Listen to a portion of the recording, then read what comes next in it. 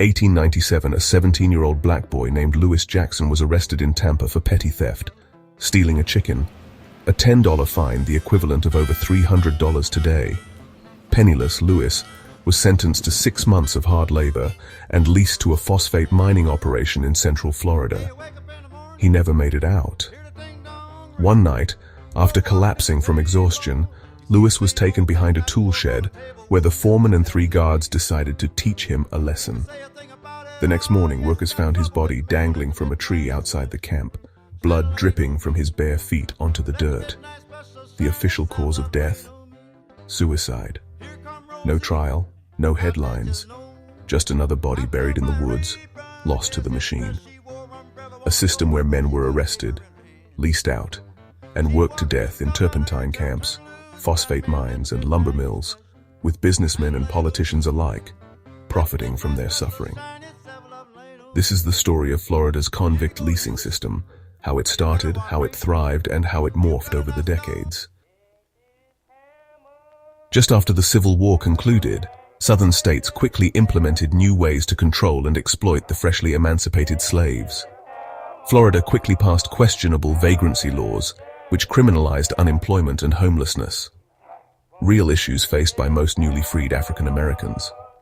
These laws allowed authorities to arrest black individuals for minor or fabricated offenses, such as loitering or not having proof of employment. The jails filled fast, and life in many parts of the South looked much like it did before the Civil War. Florida's lawmakers realized they didn't need to own people outright. They could lease them. Railroads, turpentine camps, phosphate mines, all hungry for bodies. The state handed over convicts like livestock, pocketing the profits while men, mostly black men, bled and died in the swamps and fields.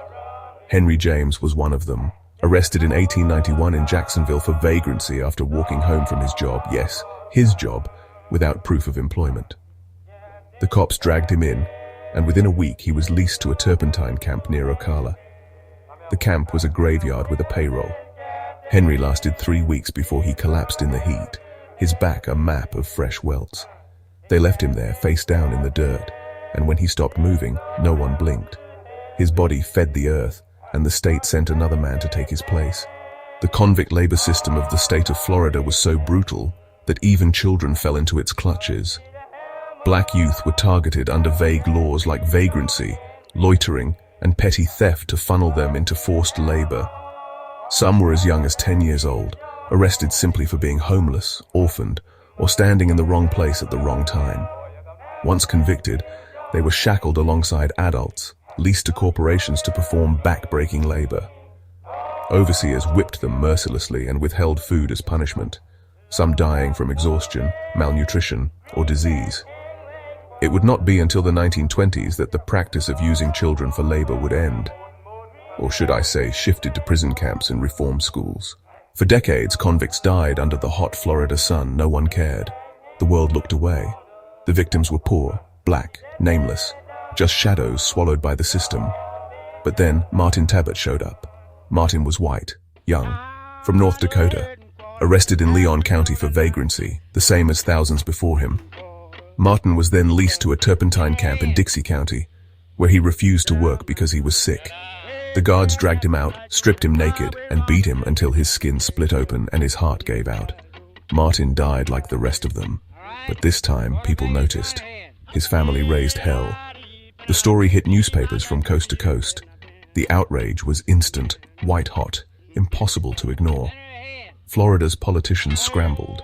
By 1923, the state officially abolished convict leasing. But you can't kill a system that's this good at hiding. While convict labor being contracted to corporations had ended, the state of Florida would pick right up with their own state-sponsored version. It was called a chain gang.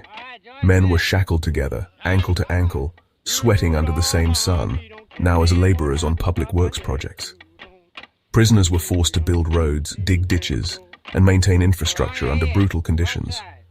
They trudged through dense swamps and mosquito-filled marshes, often whipped and left to die from exhaustion. This new system would last until the 1950s, when the public began to question this practice. Journalists sniffed around and civil rights groups pushed back in post-war America. By 1955, Florida was forced to phase out the chain gangs.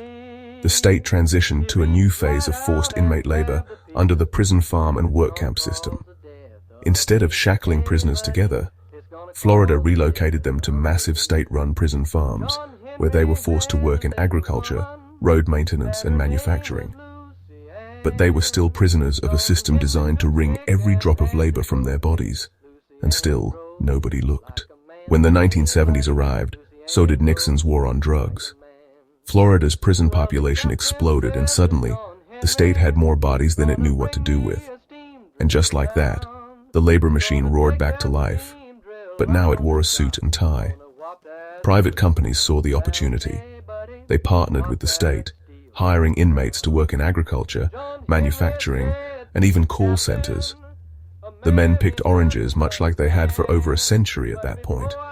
They built furniture for pennies an hour while the companies sold it for hundreds. Inmates earned as little as 25 cents an hour.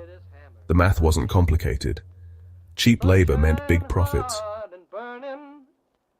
In 1995, Florida's dark past reemerged in the form of a political stunt. To prove he was tough on crime, Democratic Governor Lawton Chiles brought chain gangs back to life. State Senator Charlie Crist was one of the program's fiercest backers. He wanted prisoners to be publicly visible, wearing striped uniforms and chained together to serve as a deterrent. His enthusiastic promotion of chain gangs led the press to dub him Chain Gang Charlie. The backlash was fierce. Civil rights groups screamed. The media tore it apart. The state backed down, but the damage was done. Today, Florida's prison system hums along. Inmates still pick citrus, build roads, clean hurricane debris, and manufacture goods. They're paid between 25 cents and $2 a day. Some are not compensated at all. They work for Pride Enterprises and other state-sponsored programs, producing everything from furniture to license plates. These cheap workers distort the labor market and bring down wages for workers in many fields. As the COVID-19 pandemic swept through the prisons in 2020, inmates kept working. They made masks and hand sanitizer for the state, even though they weren't allowed to use them themselves. They were essential workers until they weren't. In reality, the state of Florida never did away with convict leasing. They just got better at hiding it. I want to thank you for watching this episode of the Florida Files.